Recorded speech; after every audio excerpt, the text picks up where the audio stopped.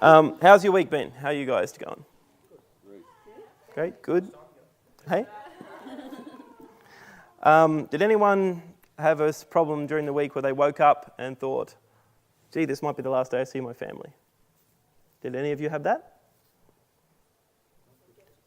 Nope. Were any of you worried on your way to work or uni or whatever you do that, gee, when I get out of the car, there might be an angry mob there ready to grab me and throw me in prison?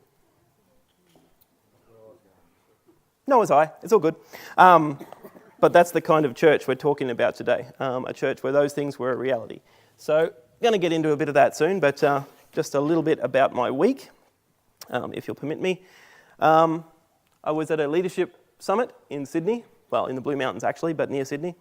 So that is about 150 of the leaders of Crew, Campus Crusade, Power to Change, whatever they like to call themselves, around Oceania. So there's a bunch of people there. Don't try and find me. I'm not smiling. Yeah, I never do. So it was great to be there. As angry and ugly as I look in the photo, I actually had a great time. I love coming up against other leaders that are doing God's work around the world and hearing their stories and swapping ideas and learning how to do things better. So there's a bunch of people there from Australia, obviously, but there's also people from New Zealand, Fiji, Pacific Islands. One of the most exciting stories was that we're about to launch in a brand new country. Well, not brand new, it's been there a while, but we've never been there. Samoa. We've never had a ministry in the universities of Samoa. And so that's cool. Some of the guys from Fiji have decided to go there, and God's really provided for them.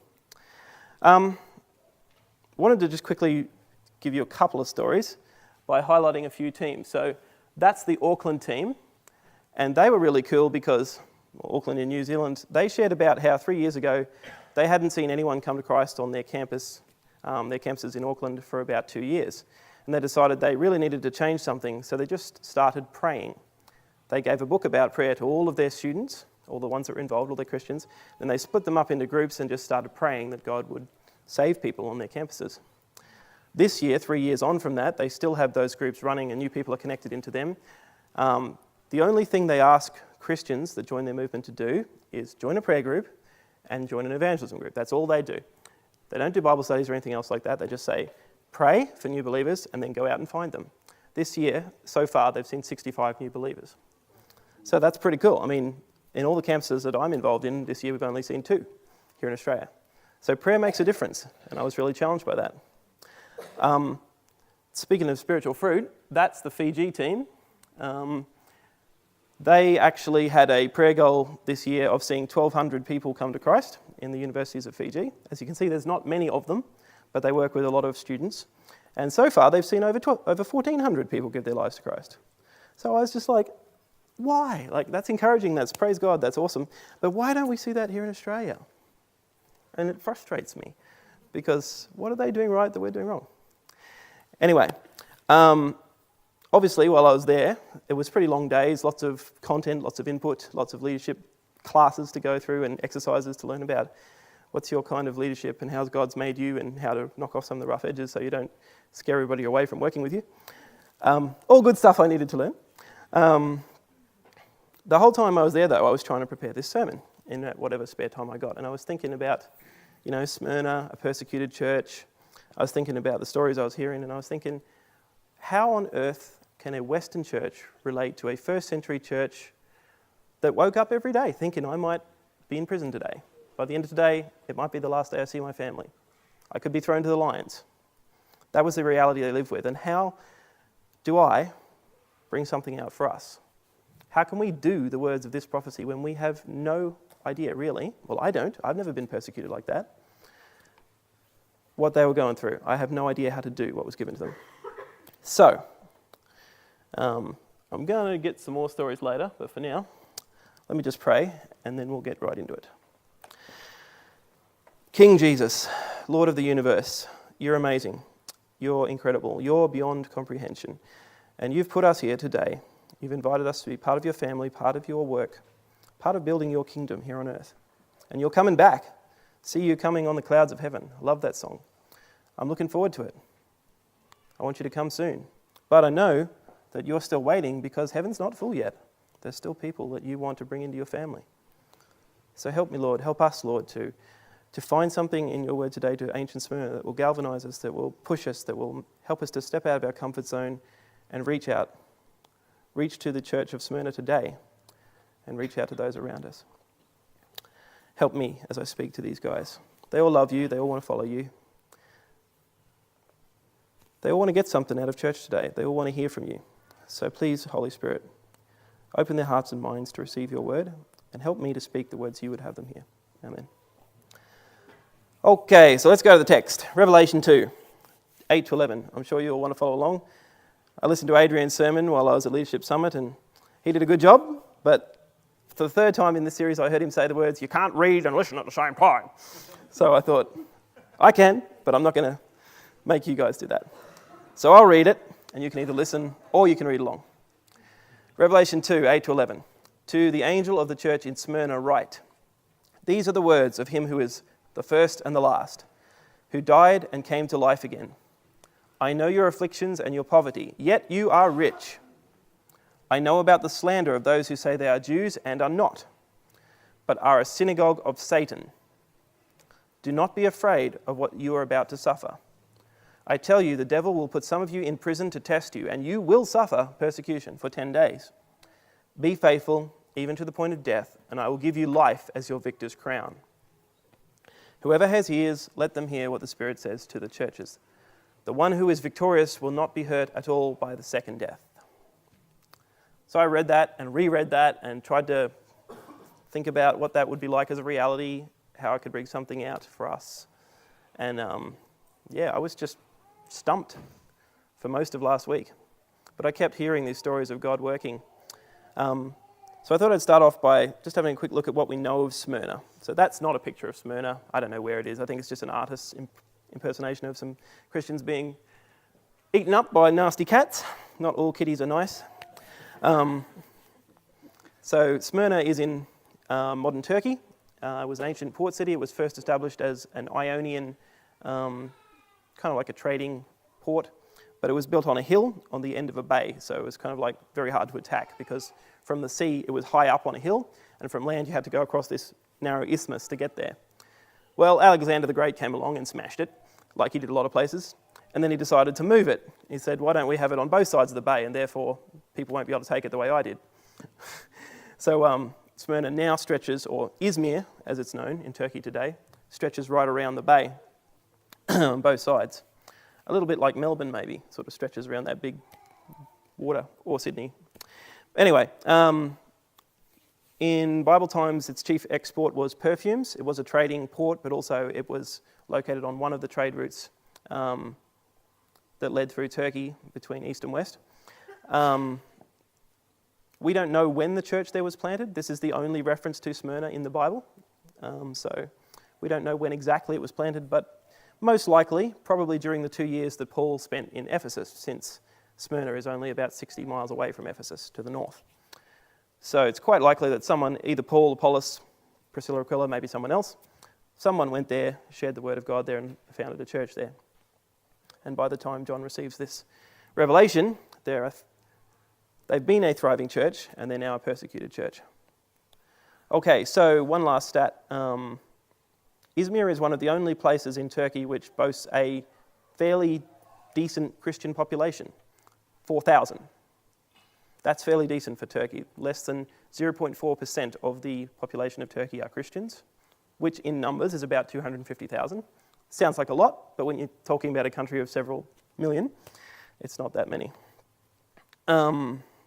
There's 2 large churches in Izmir, an Anglican one and an Orthodox one, and those have about 3,000 of the believers there attending them, between them. And then there's a bunch of smaller assemblies which are more like us, a bit more Protestant. So, a few observations. Let's go back to the text, Revelation.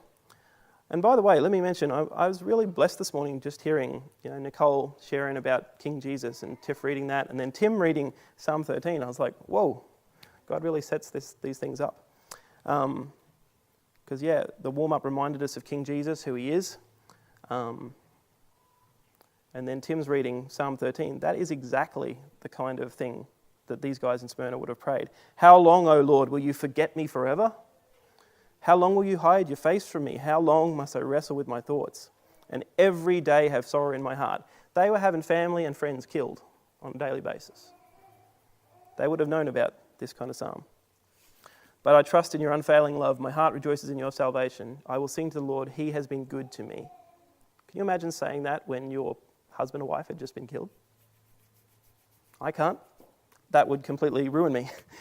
These guys had great faith. Okay, back to Revelation. There's a few observations I wanted to quickly bring out.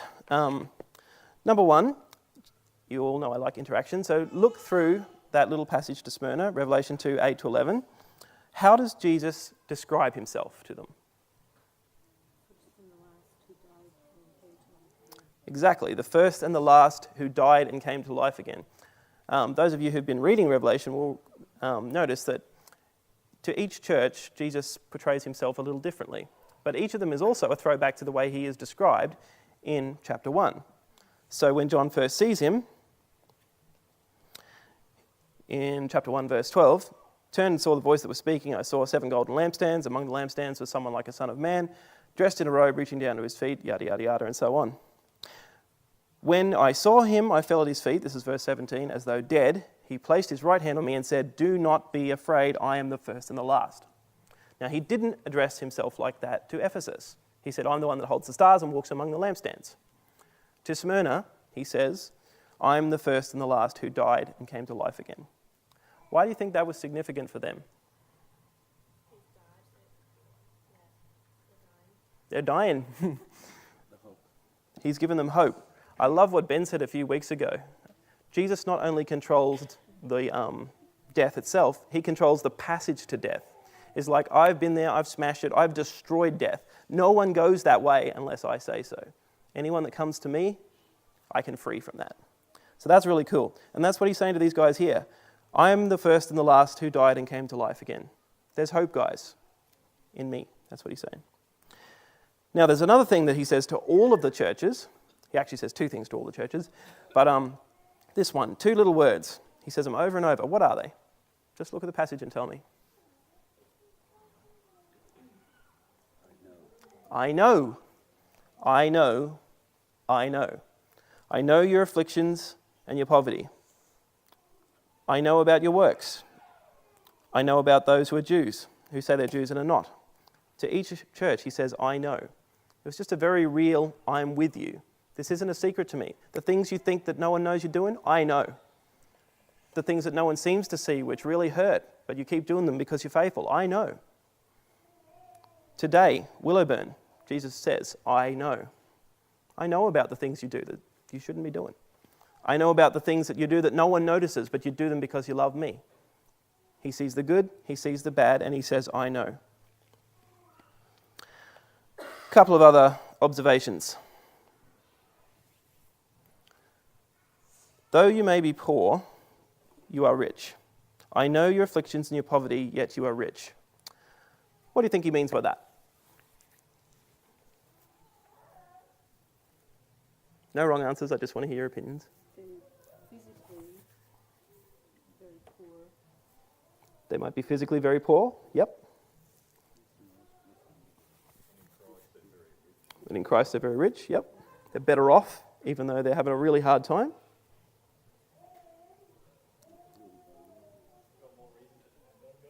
They've got more reason to depend on God. They don't have much stuff. They might get caught on their way to work and thrown in prison. Their family might starve while they're there because they don't have a job to feed them. This is a reality for them. Though you are poor, yet you are rich. They have an inheritance.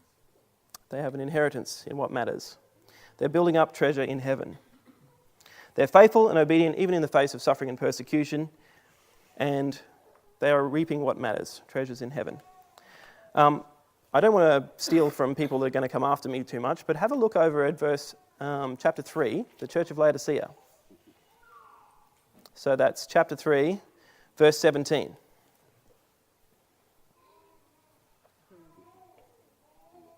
You say, I am rich, I have acquired wealth and do not need a thing. But you do not realize that you're wretched, pitiful, poor, blind, and naked. Direct contrast, total opposite of what he says of Smyrna. I know of your poverty, yet you are rich. I think that's really cool, like to have God say to you, you're rich. I know you're doing it tough. I know half of you are starving. I know some of you are in prison. I know some of you have been killed, and more are going to be killed. But you're rich.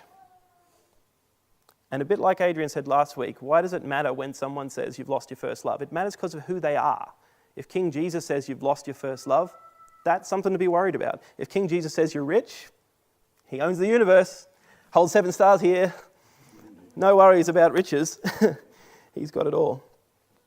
So, I think that's really cool. Jesus also says he knows about the slander of those who call themselves Jews but are actually followers of Satan. Most likely, because of early church history that we see in the book of Acts and some others in the New Testament, this was Jews of the circumcision party that were trying to impose more rules and regulations and betraying Christians that just wanted to follow Jesus, saying they had to do certain things. We don't know for sure, but Jesus knew about those too. And if you recall in the book of Acts, one thing that happened in Ephesus was they tried to, some silversmiths raised a mob. They tried to grab Paul, couldn't find him, so they grabbed some other believers, took them to court, tried to get them stoned. Beat them up pretty badly, but eventually the Roman governor said, no, nothing to stand on, get out of here, throwing this out of court.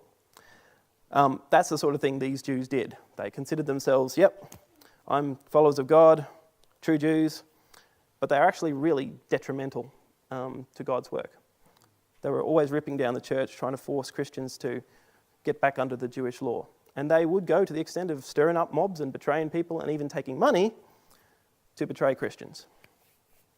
So that was pretty sad. And about that as well, King Jesus says, I know. And then he says, a complete oxymoron almost, do not be afraid of what you're about to suffer. I know what you're living with, don't be afraid. I tell you the devil will put some of you in prison to test you. Can you imagine getting this letter? You know, you're meeting in secret, maybe out in someone's field, maybe in a dingy little building. You've got to keep the worship turned down because you don't want the local authorities to know. And then you get this letter, hey guys, we've got a message from Jesus. John wrote it. He saw a vision. It says, don't be afraid of what you're about to suffer. I don't think they would have been too excited. What kind of songs would they have been singing? Psalm 13. How long will you leave us like this? I tell you, the devil will put some of you in prison to test you, and you will suffer persecution for 10 days. But then the final admonition, be faithful, even to the point of death, and I will give you the crown of life.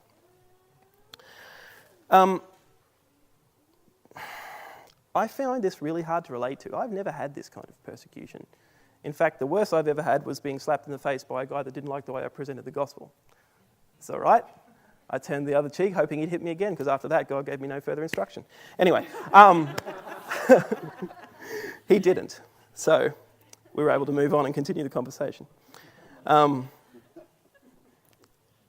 It's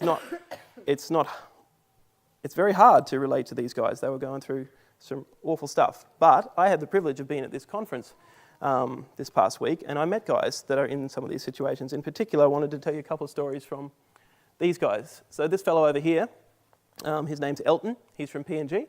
He's the only staff member we had at the conference from PNG. And these guys are from Indonesia, over here in the corner, those two girls. They're actually both full-time mums. Their husbands work, trying to provide for their family. They run the university ministry around being full-time mums. And I was like, oh dear, I better not tell Sarah about these girls. As you probably heard, UPNG, the biggest university campus in PNG, shut down fairly recently because of violence and protests and unrest among the students. What do you think they were protesting? Corruption. Yeah, someone said it. Yeah, corruption. People were taking money for all sorts of things, and the services that they were supposed to be getting at uni just weren't coming through. 2 meals a day instead of 3. People taking tuition money and going on holidays, things like that. It was pretty horrid. So the students launched a protest, and it led to some violence. Some buses were burned, some people were shot. Police joined in and shot a few more people. It was pretty bad. So our PNG fella, he's one of only 4 staff we have throughout the whole country of PNG. There's only 3 big universities, but there's a bunch of smaller ones. So he told us some crazy stories. I'll tell you a couple of them. The staff and students of Power to Change organised a prayer and relief team effort to look after other students that couldn't go home and didn't have any way of getting food. They decided that instead of eating 3 meals a day, they were going to eat 1 meal a day, so they could give away the other 2 to students that didn't have anything to eat. they saw a whole stack of students that had been really antagonistic and violent come to faith in Jesus because these guys were truly loving them. Some other things they did. There's these two guys, Christian students, they'd been sharing books, okay? So they were doing the same course and they decided, right, we want to reach our village back home. They were from this remote village up in the highlands. And so the staff member, the disciples, was telling the story. They decided that we're going to share textbooks. We're not going to buy one each. I'm going to buy this one and you're going to buy that one, and we'll save the money that we get on not buying all of them, and we're going to get some DVDs. They got the Jesus film, the film of Jesus' life. And so they got this film, finally, after a whole semester they were able to buy the DVD of saving their money. And then they were like, oh sweet, the university's closed, we can go home and show our family the Jesus film. But there was a problem. Their village up in the mountains runs on a generator. And that was the power source, no worries. We'll find a laptop or something to show it on. But they didn't have any way of showing it big, like a projector. We've got one we take for granted. So they thought, oh, that's all right, we'll hire a projector. And they looked at it, how much would it cost? $200, Aussie dollars. Well, that made their whole mission useless. They didn't have any money left. $200, that's all they needed. And so, yeah, our staff member that was there said, do any of you have $200? They're going to go and share that with their village now. So that was really cool. We were able to actually do something tangible. $200 isn't much to me. Yes, it is. But anyway, to them, it's enough to hire a projector for a week and trudge it all the way up into the mountains so they can show their families a Jesus film. That's the kind of heart these guys have. So that's not really persecution, all right? Switch over to the guys in Indonesia.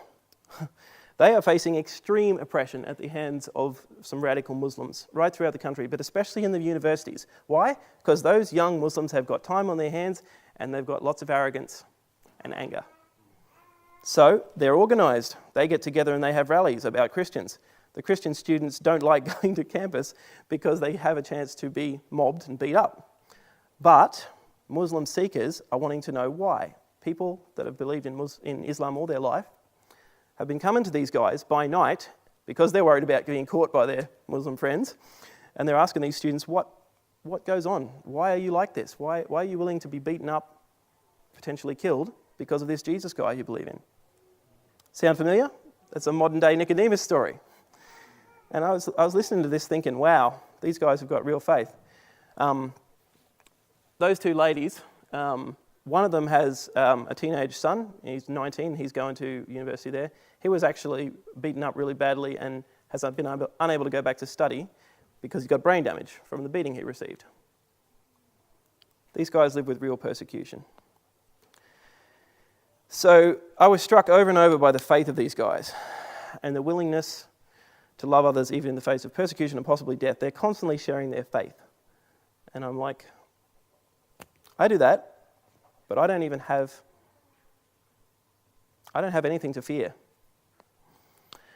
So, yeah, I was really challenged by this and I thought, how do we do the words of this prophecy? That's one of our guiding principles for this series. Adrian reminded you of that. How do we do the words of Revelation? How do we do the letter to Smyrna? Do not be afraid of what you're about to suffer. I'm not trying to knock you guys that are having a hard time. I know you suffer. I know there are things which are really hard.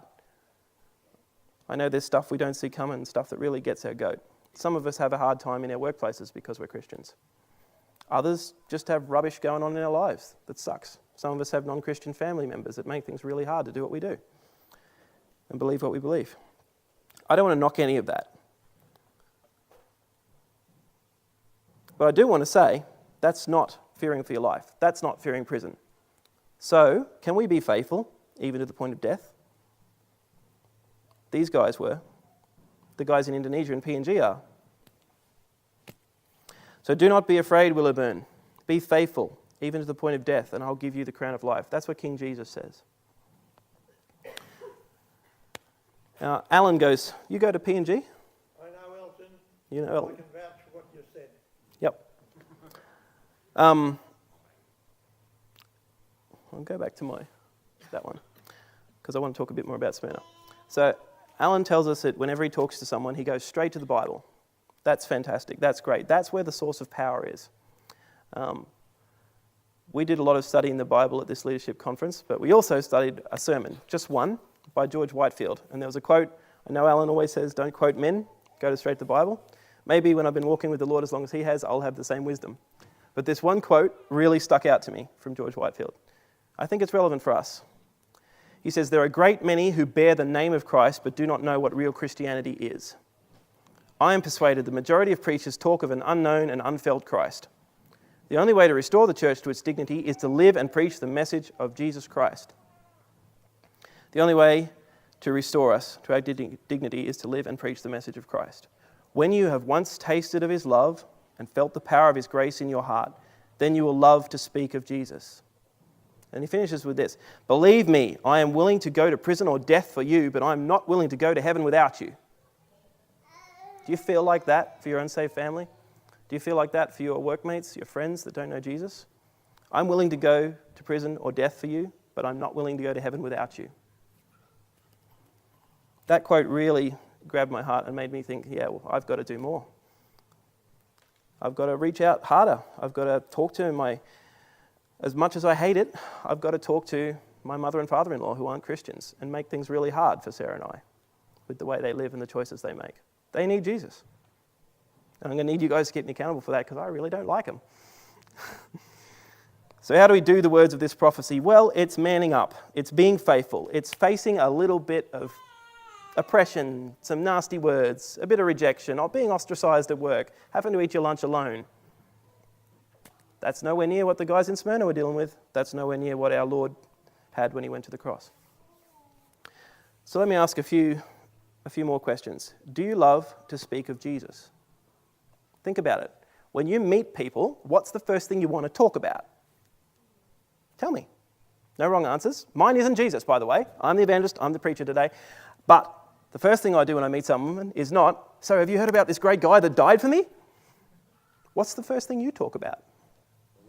The weather. Easy. No dramas. No issues there. What else? Kids. Yep.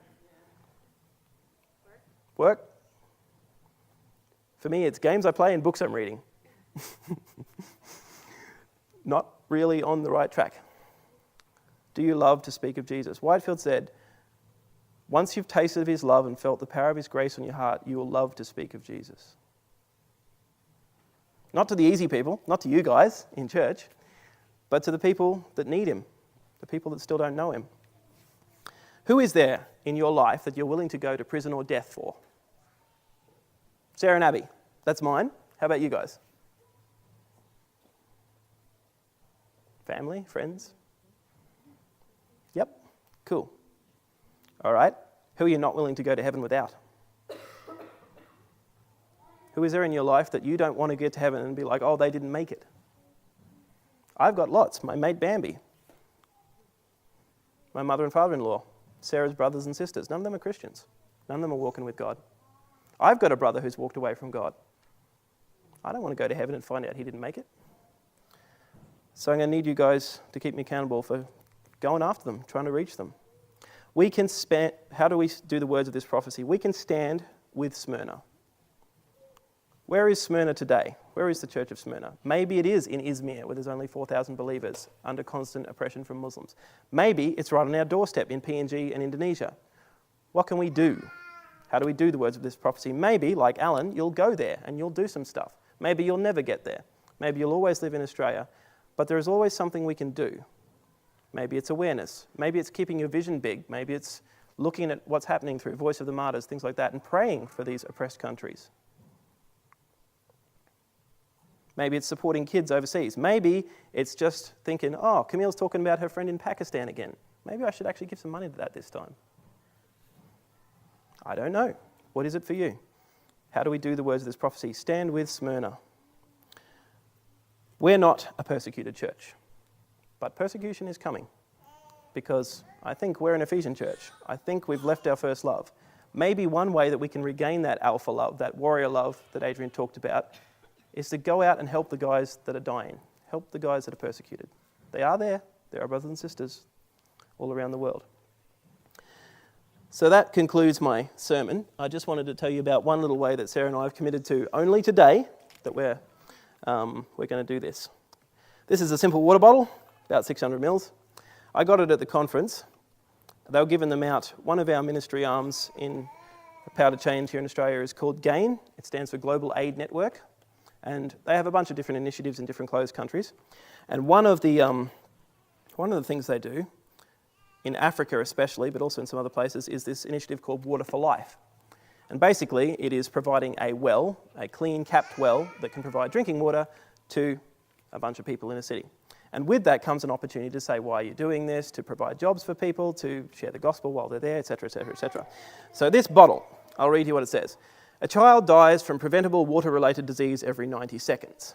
You can help bring change. In fact, all you need is some change. Help raise funds for GAIN's Water for Life projects by filling this bottle with $2 coins. Once full of $2 coins, that's the only thing that'll fit in there, by the way, except a 5-cent piece, so don't cheat. If you decide to do it, we'll have to not cheat. Filled with $2 coins, this bottle can contain up to $600. That gives disease-free water to 60 people for up to 25 years. Not much. Again, $200 for the projector to get up to the mountains of PNG. $600 to provide a well that would give a village of 60 people water for 25 years. How will you stand with Smyrna? How will you do the words of this prophecy? That's it.